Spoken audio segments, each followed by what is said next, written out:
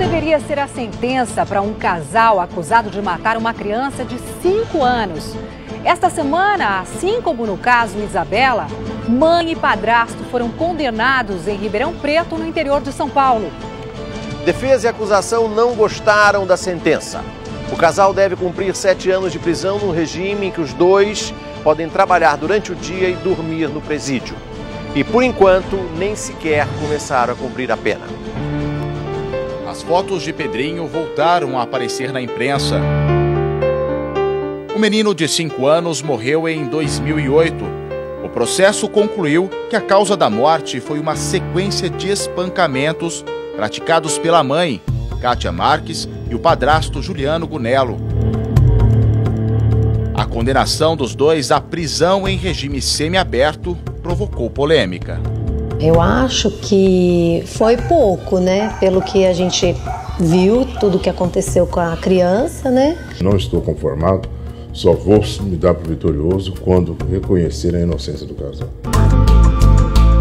O juiz se baseou nos laudos produzidos por um grupo de 9 peritos da Universidade de São Paulo. Os relatórios dizem que o menino tinha fraturas em 2 costelas e no pulso. Esses ferimentos, de acordo com os laudos, teriam desencadeado o quadro de embolia pulmonar que provocou a morte do garoto. Só tem esse carro? O crime aconteceu no dia 12 de junho de 2008. Na época, o casal disse que o menino passou mal depois de ingerir uma substância tóxica usada para tirar manchas de roupas e que ele teria sofrido as fraturas ao ser atendido na ambulância. Nenhuma substância tóxica foi encontrada no corpo do garoto. Kátia e Juliano ainda não começaram a cumprir a pena. Estão em liberdade porque têm direito a recurso e não falam sobre o assunto. O advogado de defesa diz que o casal é inocente e pede uma explicação mais detalhada sobre os ferimentos descritos pela perícia. Como que uma criança maltratada ficaria durante todo esse tempo sem que ninguém escutasse um choro do menino que tivesse sido espancado ou qualquer coisa assim? Fala-se que teria 2 fraturas da costela, com idade entre 14 e 21 dias, e esse menino estava frequentando a escola, foi visitar o pai biológico, os familiares do pai, etc. E nem queixou de dor para ninguém. Quer dizer, essa costela não doeu? 2 costelas fraturadas? Uma faxineira do condomínio em que Pedrinho morava conta que o garoto vivia abandonado e tinha medo do padrasto.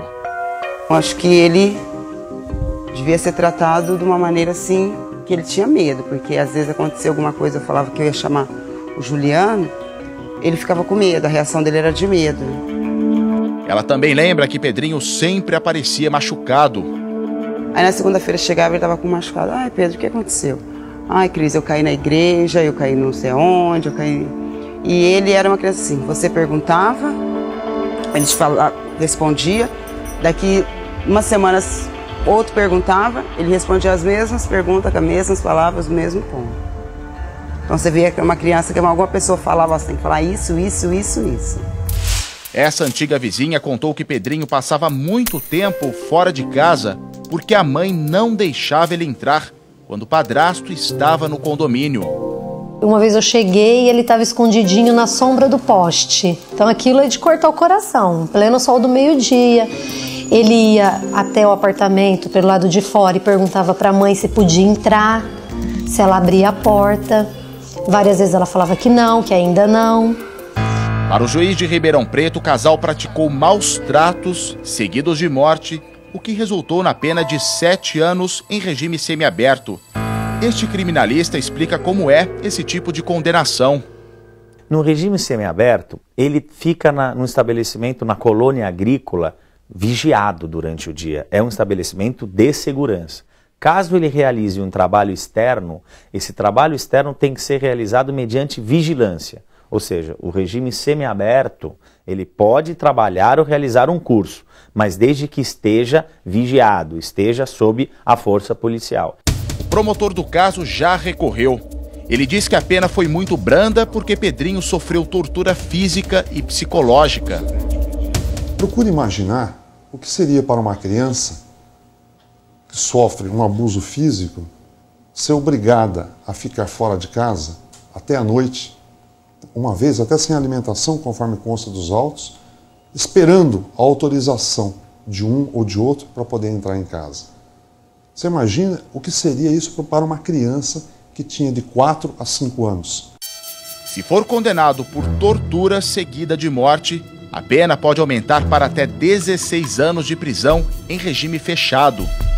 Os dois ao dolo de causar o sofrimento físico. Mas no maus tratos a pena é menor porque aquele sofrimento físico é causado com a finalidade de educar, de ensinar, enquanto que na tortura não. A tortura há o dolo de causar o sofrimento físico como mero castigo. O pai biológico de Pedrinho, Odair Donizete Rodrigues, é policial militar e trabalha neste batalhão aqui em Araraquara, no interior de São Paulo. Nós tentamos falar com Odair sobre a sentença, mas ele não respondeu. Essa semana o assunto foi muito comentado entre os moradores. Pedrinho nasceu e foi enterrado aqui. Tá errado, né? Tinha que cumprir em regime fechado, né? Que foi uma criança, né? Não tem noção de nada.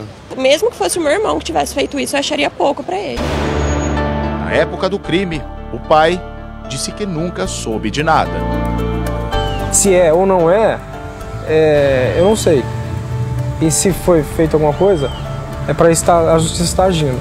O caso agora será encaminhado ao Tribunal de Justiça do Estado, que deverá confirmar ou não a sentença.